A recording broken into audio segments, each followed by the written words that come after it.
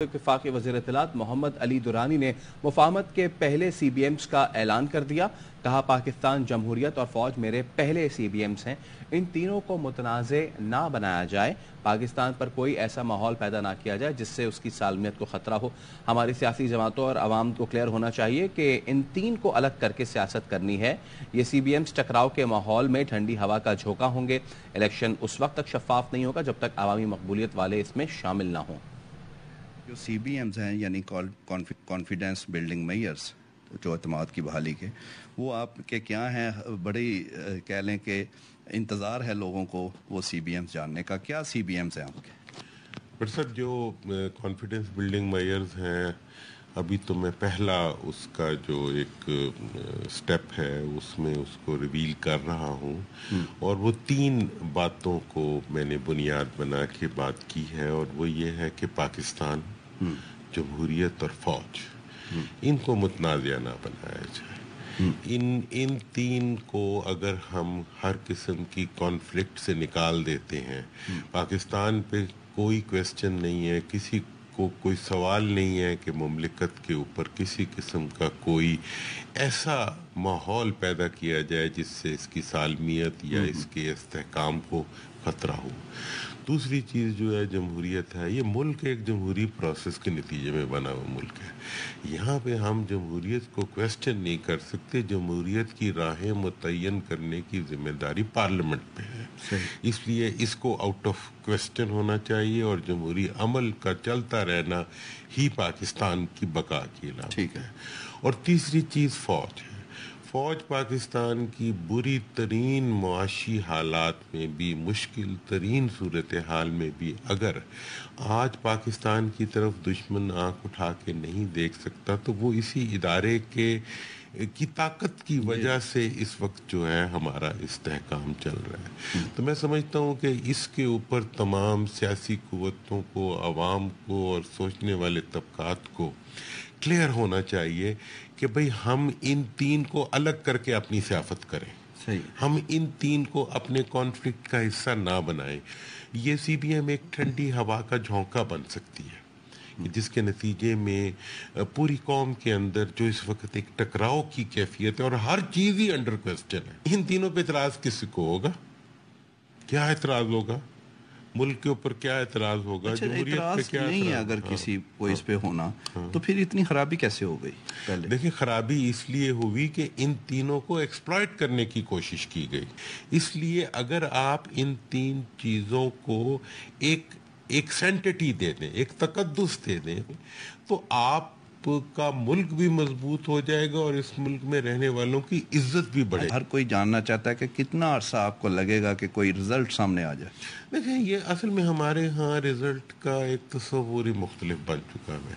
कामयाबी और नाकामी का एक तस्वूर ही मुख्तलिफ। मैंने जब ये रिकन्सिलिएशन की बात की है, जिस घड़ी से ये बात मैंने ज़बान से निकाली, उस दिन से मुझे कामयाबी नज़र आ रही है। और असल जो बात आप शायद वो नहीं उस पर कि आपने बात की है, कोशिश जब शुरू की है, तो किसी ने इसकी कोई तरदीद, मुखालफत किसी तरफ से? यही मैं कह रहा हूँ कि अगर खामोशी जो है उसको भी रजा समझा जाए तो सबकी रजा शामिल है इसमें। शहबाज शरीफ से तो आप जेल में मिले कई दफ़ा और बात आगे बढ़ी जब वो जेल में थे, तो अब PTI चेयरमैन हैं या उनके कुछ और टॉप लेवल के शाह महमूद हैं कुछ और, तो क्या अल्टीमेटली उन तक भी बात जाएगी आपकी मुलाकात? देखो साहब, मैं तो जिनसे भी मिल भी रहा हूँ अगर, तो मतलब मैंने कभी भी किसी मुलाकात को अपने किसी कामयाबी के तौर पे नहीं देखा।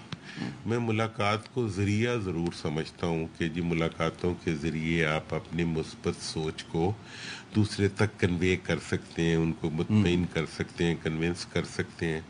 तो मुझे अगर ये इत्मीनान होगा कि मेरा मौक़िफ़ और बाहमी सोच जो है वो उन कायदीन तक पहुँच रही है जिन्होंने फ़ैसले करने हैं, और वो उसको समझने की पोजीशन में आ रहे हैं, तो समझे मैं मिल ही रहा हूँ। मैं अपनी मुलाकात को अपने लिए कोई बेंचमार्क नहीं बनाना चाहता। इलेक्शन में आप PTI चेयरमैन को देख रहे हैं? देखिए, इलेक्शन का प्रोसेस उस वक्त तक फेयर एंड फ्री नहीं होगा जब तक अवाम में मकबूलियत रखने वाले सब सियासी गिरोह उसके अंदर शरीक नहीं होंगे। میرے مشن میں انشاءاللہ مجھے ناکامی اور کامیابی سے تو پہلے ہی بالا تر ہو کے ہم نکلے ہیں. جب آپ کسی اچھے مقصد کے لیے نکلتے ہیں تو پھر ناکامی کیسی؟ اور کامیابی کے علاوہ آپ کے پاس آپشن کیا ہے؟ میں کہوں گا جی آپ عزت کرو بڑوں کی، تو اس میں ناکامی والی کوئی بات ہے؟ اگر آپ نہیں کریں گے آپ کی اپنی بدبختی ہوگی. اور چھوٹوں کو کہیں گے، اپنا بڑوں کو کہیں گے آپ بھی شفقت کریں. ڈیفینیٹلی وہ تو میں اس لیے کہہ رہا ہوں کہ اگر ملک کی عزت آپ نے کرنی ہے، اگر ملک کی جمہوریت کی عزت آپ نے کرنی ہے، ملک کے اداروں کا آپ نے احترام کرنا ہے، تو اس میں کون سی ایسی چیز ہے جس کو نہ کر کے آپ بڑے ہو جائیں گے؟ نہیں. تو سابق وفاقی وزیر اطلاعات محمد علی درانی نے مفاہمت کے پہلے سی بی ایمز کا اعلان کر دیا ہے. Head of investigative cell Naeem Ashraf Butt ہمارے ساتھ موجود ہیں. نعیم، محمد علی درانی کی جانب سے اپنے سی بی ایمز کا تو اعلان کر دیا گیا ہے، آپ کو کیا لگتا ہے کہ وہ خود میدان میں آئے ہیں اس معاملے پر یا پھر ان کو کوئی ٹاسک دیا گیا ہے؟ جی دونوں چیزیں اس میں شامل ہیں، اور ہماری جو بھی ان سے ملاقاتیں ایک تو انٹرویوز میں اور اس کے علاوہ بھی جو آف دی ریکارڈ بھی ان سے ڈیٹیل ڈسکشن ہوئی ہے، اس کا کرکس یہی ہے کہ یہ دونوں باتیں اس میں شامل ہیں. ان کا اپنا بھی وہ انیشیٹو ہے اور کافی جانب سے ان کو کہا گیا، اور اس کی اہم مثال جو ہے یہ اس انٹرویو میں پہلے میں بھی تھی، لیکن اس میں زیادہ باتیں کھل کر سامنے آئیں.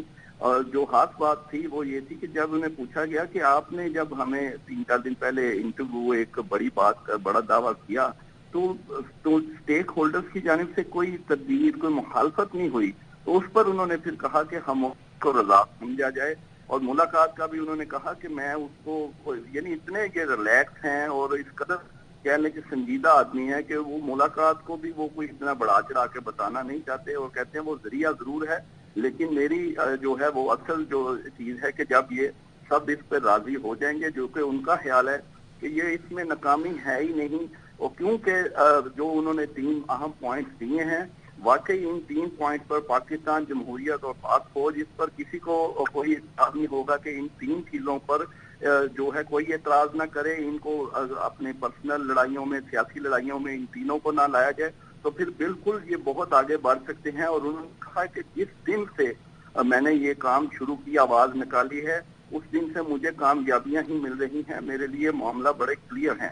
یہ ضرور انہوں نے کہا ہے کہ اگر کسی لیول پہ اگر 1% بھی 100 میں سے کوئی ناکامی کا ہے تو وہ ان جو اسٹیک ہولڈرز ہیں ان کی اپنی بدقسمتی ہوگی، ان کا کچھ نہیں جانا، وہ بڑے کلیئر ہیں. اور اہم بات اس میں یہ بھی ہے کہ یہ جب بھی ایسا کوئی بہت ٹینس ماحول ہوتا ہے اسٹریس کا، اس وقت ہی یہ نکلتے ہیں، اور اس کے علاوہ یہ کوئی کسی سے فائدہ لیتے کبھی نظر نہیں آئے. آپ دیکھ لیں کہ 2 سال تقریباً پہلے یہ شہباز شریف سے ان کی ملاقاتیں اور سارا پھر بات آگے بڑھی، اور اس وقت مسلم لیگ نون سے ٹینشن تھی. آپ پی ٹی آئی سے تو کہہ لیں کہ زیادہ تو ہے، لیکن نعیم، اس میں یہ جو ان سے آپ کی گفتگو ہوئی اس میں ان کا یہ کہنا تھا کہ سیاستدان جو ہیں وہ اس تمام تر کانفیڈنس بلڈنگ میجر کے پروسیس میں اہم سٹیک ہولڈرز ہیں. تو کیا درانی صاحب کی سیاستدانوں سے اس معاملے پہ کوئی بات چیت ہوئی، سیاسی جماعتوں سے کوئی بات چیت ہوئی؟ انہوں نے اپنے کانفیڈنس بلڈنگ میجرز ان کو پاس آن کیے ہیں؟ جی بالکل، انہوں نے جو ہے کہہ لیں کہ پہلے تو ان کی ملاقات آپ کی ریکارڈ ہوئی تھی. آپ اس سے اندازہ کریں کہ جو لگ یہ رہا ہے کہ یہ ڈاکٹر عارف الوی جو صدر ہیں ان سے ان کا سٹارٹ نہیں ہوا تھا. اس سے پہلے یہ جو آف یا کہہ لیں کہ back door C B M سے یہ 15-20 دن پہلے یہ آلموسٹ کر چکے تھے ہر طرف سے.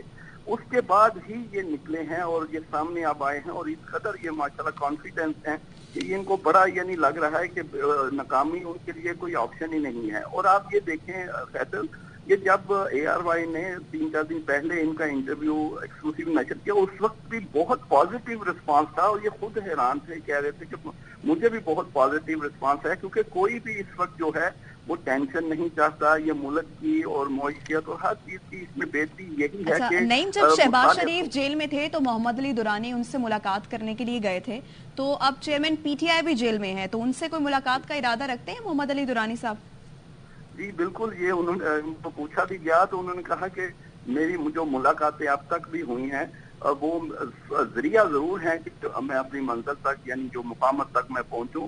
تو وہ کوئی ایسا یعنی انہوں نے اس سے کوئی انکار نہیں کیا اور یہ نہیں کہا کہ یہ نہیں ہو سکتا، اور ہو سکتا ہے کہ اس سے پہلے. ہاں یہ بڑی اہم بات ہے یہاں پر، انہوں نے کہا کہ جو میں मेरा मकसद है या जो मेरा मिशन है वो तमाम स्टेक होल्डर्स के कायदीन तक पहुंच रहा है। ये इतनी अहम, बड़ा अच्छा आपने सवाल किया, ये पॉइंट सबसे अहम है कि उन्होंने, हम फिर रिपीट कर रहे हैं कि उनका जो मिशन है, जो उनकी बातें हैं, वो तमाम स्टेक होल्डर्स के कायदीन तक पहुंच रही हैं।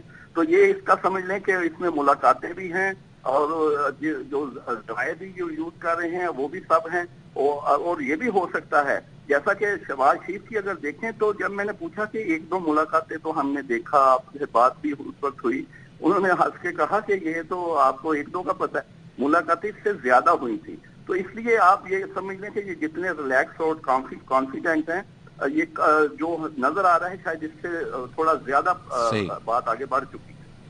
ठीक है, साथ ही रहिएगा नईम। हमारे साथ अब ब्यूरो चीफ इस्लामाबाद खावर घुमन साहब भी मौजूद हैं। खावर साहब, कैसे देखते हैं इन कॉन्फिडेंस बिल्डिंग मेजर्स को? इनको कामयाब होता नजर आ रहा है आपको ये? देखें जी, इसमें तो कोई दो राय नहीं है कि पाकिस्तान के अंदर सियासत को मुफाहमत की जरूरत है। मुल्क के अंदर जिस तरह का सियासी तनाव मौजूद है और कई महीनों से मौजूद है, उसके हल के लिए इस तरह की कोशिश तो होनी चाहिए। और आप किसी से भी बात करें, बात यही उससे निकलती है कि जिस अंदाज से मामला सियासी सतह पे चल रहे हैं, इस अंदाज से आगे चल नहीं सकते। ऐसा नहीं हो सकता कि एक सियासी प्रोसेस के अंदर, जिस तरह अभी बात भी कर रहे थे दुरानी साहब, कि जो एक सबसे ज्यादा मकबूल पार्टी है उसको प्रोसेस से बाहर करके आप इंतखाबात के अंदर चले जाएं और फिर आप ये भी कहेंगे ये इंतखाबात साफ और शफाफ हैं। बात तो बिल्कुल समझ आने वाली है। लिहाजा बड़ा जरूरी है कि इस तरह का कोई भी मुफाहमती अमल कोई भी बंदा शुरू करता है, वो दुरानी साहब हों या ABC, उसके ऊपर संजीदगी के साथ अमल होना चाहिए। मुझे इस तरह लग रहा है कि इसके अंदर थोड़े कामयाबी के चांसेस ज्यादा इसलिए भी हैं कि देखें, आप इंतखाबात की तरफ बढ़ रहे हैं। मुल्क के अंदर इस वक्त एक निगरान हुकूमत है, जो जाहिर है वो निगरान हुकूमत का काम है, वो आइन के अंदर मुतय्यन है, डे टू डे मामला उन्होंने चलाने हैं। तो वो उन्हें नजरियाती तौर पर एक सियासी जमात की तरफ अपना झुकाव ना रखना है, ना ही उन्हें रखना चाहिए।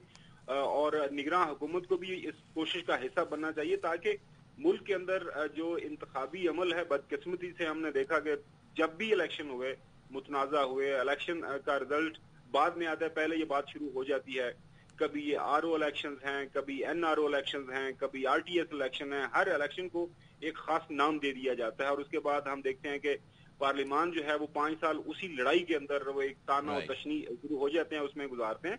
लिहाजा हम जो है दुआ भी करते हैं और हमारी ख्वाहिश भी है बहसीत पाकिस्तानी, बहसीत जर्नलिस्ट, कि मुल्क के अंदर ये जो एक मुफाहमत की कोशिश हो रही है ये कामयाब हो। लेकिन जाहिर है